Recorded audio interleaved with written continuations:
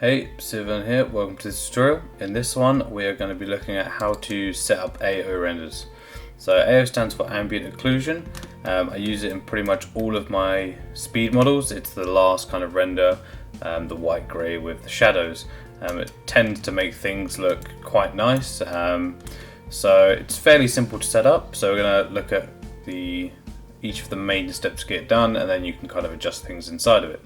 So the first thing to get this working is we need to make sure that mental ray is turned on. So Window, Settings Preferences, and Plugin Manager, and then at the bottom, or in the middle now. In previous versions it used to be at the bottom, and if you are using 16, you will have to download mental ray separately from Autodesk website.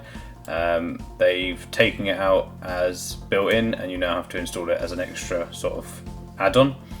But all you want to do is look for Maya to Mister, so Maya to Mental Ray, and then load and auto load, and then close.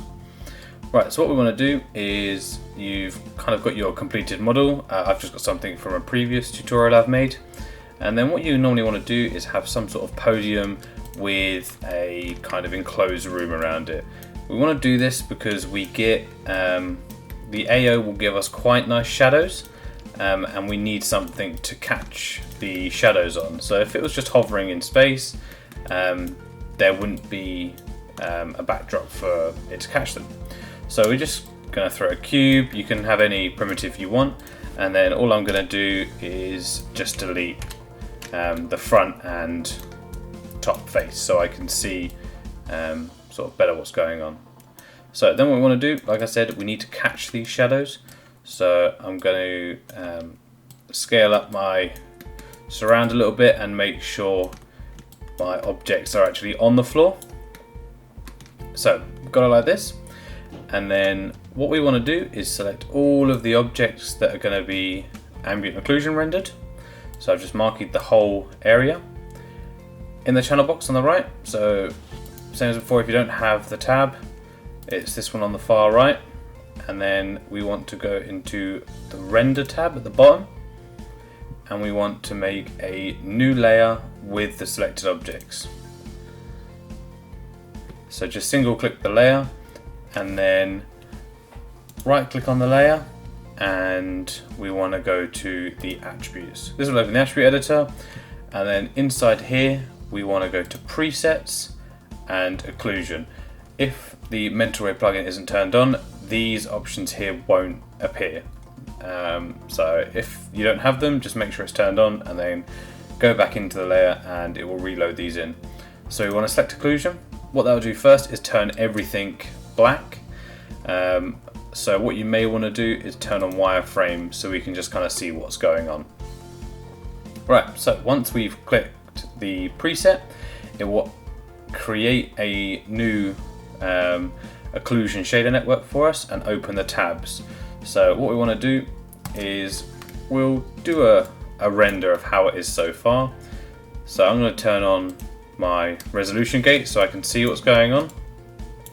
So these kind of icons here are your different gates, and then what we need to do is go into our render settings and make sure it's rendering mental ray, otherwise our occlusion won't render. And for speed, I'm gonna put my render settings lower, so hopefully it'll render a bit quicker. And then hit render. So with the default settings, that's what an ambient occlusion would look like. So the problem with this is we have a lot of noise kind of in the background across the whole image actually. So what we can do is, so say we've come out of our settings, you need to make sure you're on the right layer. So I clicked on this layer, it goes back to the normal view. So you need to make sure you are rendering out of this layer. And then what I want to do is go back into the attributes, and I want to go into the occlusion again. And what we want to do is the samples, we want to increase these to 124. If we now keep this image and re-render, the render will most likely take a bit more time, as it's sampling the image a lot more than it was before. So this is what the increased samples look like. So this is our low samples, and it took 4 seconds to render, and this is our high samples. So it's a very sort of simple process. It does eat up a lot of render power, but it will give you some nice end results. There are other kind of settings in here if you want to go more advanced, but these are the base ambient occlusion render settings. I hope you enjoyed the video.